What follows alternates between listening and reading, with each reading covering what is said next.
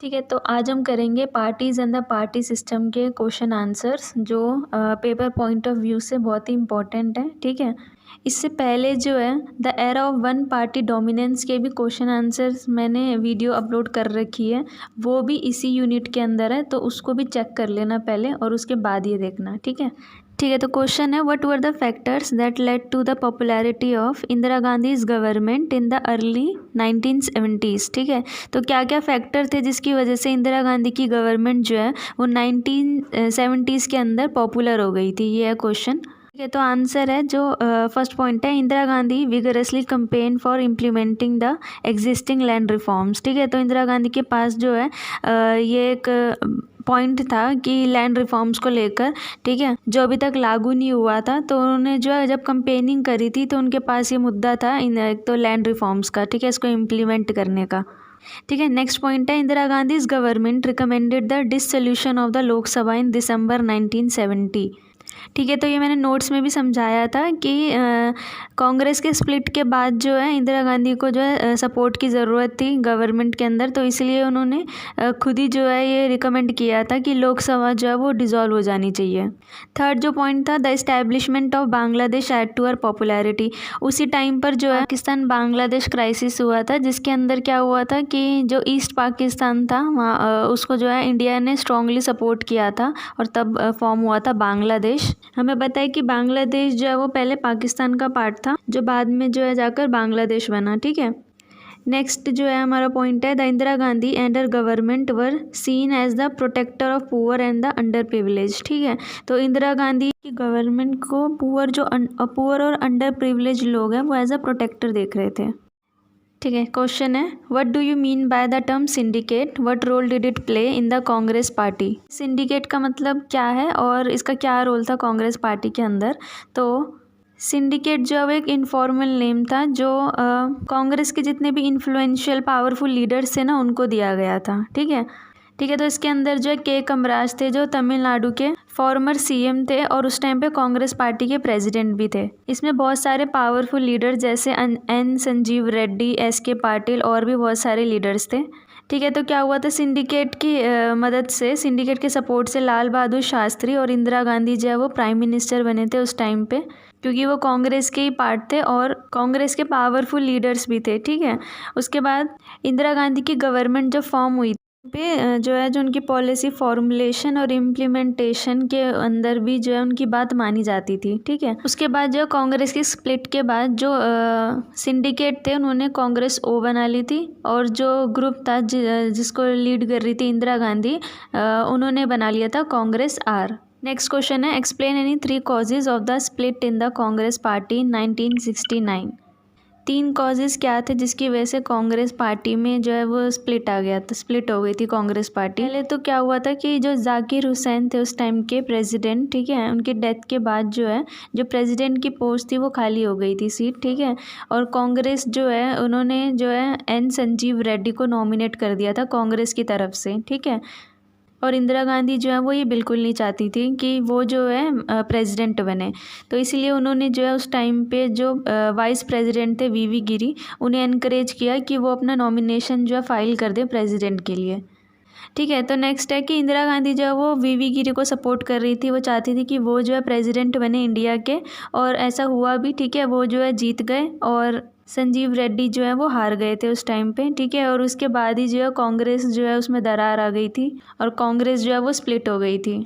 ठीक है, तो हमारा नेक्स्ट क्वेश्चन है describe the 4th general election of India of 1967। ठीक है, जो 4th जनरल इलेक्शन थे उसको डिस्क्राइब करो।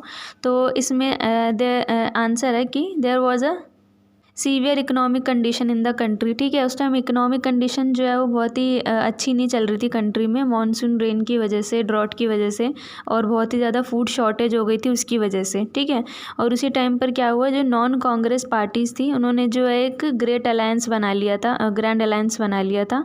ठीक है, कांग्रेस पार्टी के अगेंस्ट। ठीक है, तो जब 4th जनरल इलेक्शन हुए, ठीक है, इंडिया के, तो जो कांग्रेस है वो जीत तो गई थी लेकिन बहुत ही लोएस्ट सीट के साथ। ठीक है, 1952 के बाद जो ऐसा पहली बार हुआ था कि इतनी कम सीट मिली हो कांग्रेस को। हालांकि वो जीत गई थी लेकिन जो रिजल्ट था वो बहुत ही शॉकिंग था। इसी के साथ जो है क्वेश्चन बनता है, what was the electoral verdict of 4th general election of 1967। ठीक है, तो इलेक्टोरल वर्डिक्ट था क्या 4th जनरल इलेक्शन का, तो मैंने वो भी बता ही दिया है। ठीक है, तो अभी एक्सप्लेन कर देते हैं। तो फर्स्ट पॉइंट है, the election verdict was not in favour of the Congress. ठीक है, वो जो है कांग्रेस के फेवर में नहीं था, मतलब कांग्रेस जीत गई थी लेकिन वो बहुत ही शॉकिंग रिजल्ट थे कि उन्होंने बहुत ही कम सीटें जीती थी, है ना।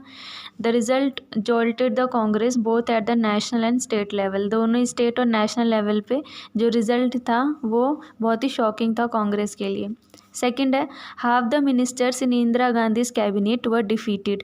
ठीक है, बहुत सारे मिनिस्टर इंदिरा गांधी कैबिनेट के वो जो है हार गए थे। और जो पॉलिटिकल लीडर्स हैं जैसे एस.के. पाटिल महाराष्ट्र में, कमराज तमिलनाडु में, ठीक है, के.बी. सहाय बिहार में, ये सारे जो है हार गए थे उस टाइम पे। नेक्स्ट पॉइंट है, not only this the Congress party lost majority in as many as 7 states. ठीक है, 7 स्टेट्स के अंदर जो है कांग्रेस पार्टी जो है वो मेजॉरिटी हार गई थी, और बाकी जो 2 स्टेट्स थे वहाँ पे डिफेक्शन की वजह से वो जो है गवर्नमेंट फॉर्म नहीं कर पाई। ठीक है, नेक्स्ट पॉइंट है, first time non Congress party had secured a majority of its own. और ऐसा पहली बार हुआ था कि नॉन कांग्रेस पार्टी जो है उसको मेजॉरिटी मिली हो। ठीक है, इस इलेक्शन को जो है पॉलिटिकल अर्थक्वेक भी बोलते हैं। तो क्वेश्चन ऐसे भी आ सकते हैं कि what was known as political earthquake. ठीक है, अर्थक्वेक, पॉलिटिकल अर्थक्वेक किसको कहते हैं उस टाइम पे इलेक्शन के रिगार्डिंग, तो यही उसका आंसर होगा। ठीक है, तो नेक्स्ट है हमारा question, next, right a short description of Privi purse. तो प्रीवी पर्स के बारे में मैंने नोट्स में भी समझा दिया था। तो क्या हुआ था, at the time of integration of princely states के इंटीग्रेशन के टाइम पे जो प्रिंसली स्टेट के रूलर्स थे उन्हें ये एश्योरेंस दी थी कि जो उनकी फैमिलीज़ हैं उनको ये राइट दिया जाएगा कि वो अपनी प्राइवेट प्रॉपर्टी भी रिटेन कर सकते हैं, और साथ साथ गवर्नमेंट जो है उन्हें अलाउंस भी देगी। ठीक है, इसी को हम प्रीवी पर्स कहते हैं। उस टाइम पे बहुत सारे लोग जो है इसको क्रिटिसाइज़ भी कर रहे थे, लेकिन उस टाइम पे जो है सब मान गए थे for the sake of the country. ठीक है, उसके बाद जो है इंदिरा गांधी ने जो कोशिश करी कि कॉन्स्टिट्यूशन को अमेंड कर दिया जाए इसको एबॉलिश करने के लिए। ठीक है, लेकिन वो राज्यसभा में जो है पास नहीं हुआ था। ठीक है, उसके बाद मैंने नोट्स में आपको बताया भी था कि 1971 के इलेक्शन के बाद जो वो जीती थी, ठीक है, उन्होंने कॉन्स्टिट्यूशन को जो है अमेंड कर दिया था और इसको एबॉलिश कर दिया था। ठीक है, नेक्स्ट क्वेश्चन है, describe the presidential election of 1969। 1969 के प्रेसिडेंशियल इलेक्शंस को डिस्क्राइब करो। ठीक है, तो प्रेसिडेंट जाकिर हुसैन की डेथ के बाद जो पोस्ट थी प्रेसिडेंट की वो वैकेंट हो गई थी, खाली हो गई थी, और मैंने बताया था अभी कि सिंडिकेट ने नॉमिनेट कर दिया था एन संजीव रेड्डी को।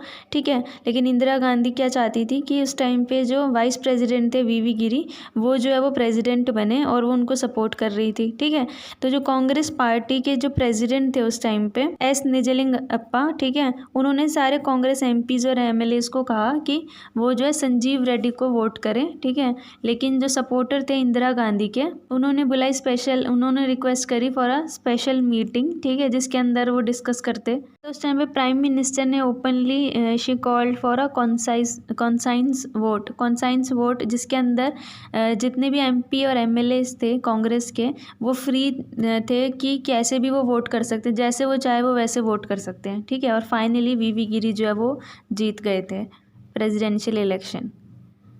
Next question, discuss the problem of defection in Indian politics. Defection के बारे में मैंने बताया था। ठीक है, जो इलेक्टेड रिप्रेजेंटेटिव होता था जब वो एक पार्टी को छोड़ के दूसरी पार्टी में चला जाता है उसको हम डिफेक्शन बोलते हैं। इसके ऊपर ही एंटी डिफ्लेक्शन लॉ भी बना था। ठीक है, तो ये कि डिफेक्शन की वजह से क्या क्या प्रॉब्लम्स जो है वो आती है पॉलिटिक्स के अंदर। ठीक है, तो पहला तो है पॉलिटिकल इंस्टेबिलिटी। ठीक है, तो डिफेक्शन की वजह से गवर्नमेंट जो है वो इंस्टेबल बन जाती है क्योंकि मिनिस्टर जो है वो पार्टी चेंज कर लेते हैं। ठीक है, नेक्स्ट है breach of faith of voters. अब देखो वोटर्स जो हैं वो वोट देते हैं कैंडिडेट को, लेकिन उस कैंडिडेट को वो किस पार्टी सिंबल से खड़ा है ये भी तो देखते हैं वोटर्स, है ना, और आइडियोलॉजी के बेसिस पे भी वोट देते हैं। तो अगर जो रिप्रेजेंटेटिव है, इलेक्टेड रिप्रेजेंटेटिव, वो इलेक्शन के बाद पार्टी चेंज कर ले तो ये तो वोटर्स के साथ चीटिंग जैसा हो जाएगा, है ना। तो it is like a cheating with the voters. और लास्ट है फेथ इन लेजिस्लेचर लोअर्ड। ठीक है, तो इसी वजह से लोगों का जो ट्रस्ट है ना लेजिस्लेचर के ऊपर वो जो है वो ख़त्म हो जाता है, क्योंकि इलेक्टेड रिप्रेजेंटेटिव जो है वो पैसे के लिए जो है वो पार्टी चेंज कर लेते हैं। लास्ट क्वेश्चन है, right the advantages and disadvantages of bi party system. तो बाई पार्टी सिस्टम के एडवांटेजेस और डिसएडवांटेजेस क्या है। बाई पार्टी सिस्टम नोट्स में ऑलरेडी हम पढ़ चुके हैं क्या होता है, ठीक है। तो एडवांटेजेस क्या है, फर्स्ट इजी टू गवर्न, ठीक है, क्योंकि दो ही पार्टी होती है तो गवर्न करना ईजी हो जाता है। नेक्स्ट है फास्टर इन डिसीजन मेकिंग, और थर्ड है easier for voters to choose between any two parties, ठीक है। वोटर्स के लिए क्योंकि ज़्यादा ऑप्शन नहीं होते, दो ही ऑप्शन होते हैं, तो उनको पता होता है कि हमें सिर्फ दो ही पार्टीज़ में से जो है चूज़ करना है किसी एक पार्टी को। नेक्स्ट है डिसएडवांटेजेस। तो डिसएडवांटेजेस ये हैं कि क्योंकि दो ही पार्टी होती है तो वो हर सेक्शन, सोसाइटी के हर सेक्शन के इश्यूज़ को टैकल नहीं कर पाती, ठीक है। इंडिया जैसी डाइवर्स कंट्री में जो है सिर्फ दो पार्टीज़ जो है वो उसका होना काफ़ी नहीं है ना, क्योंकि वो हर सेक्शन की आइडियोलॉजी को उनके इश्यूज़ को जो है वो टैकल नहीं कर पाएंगे।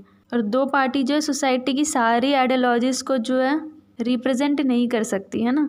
तो इसीलिए क्या ये जो है टैकल नहीं कर पाती the issues of minority and other section of society. और लास्ट है limited options for voters to choose one party, ठीक है। सेम वही कि अब क्योंकि दो ही पार्टी होती है तो वोटर्स के पास ज़्यादा चॉइस नहीं होती, ठीक है। ठीक है, तो ये वीडियो अच्छी लगी हो तो चैनल को सब्सक्राइब करना और वीडियो को लाइक करना।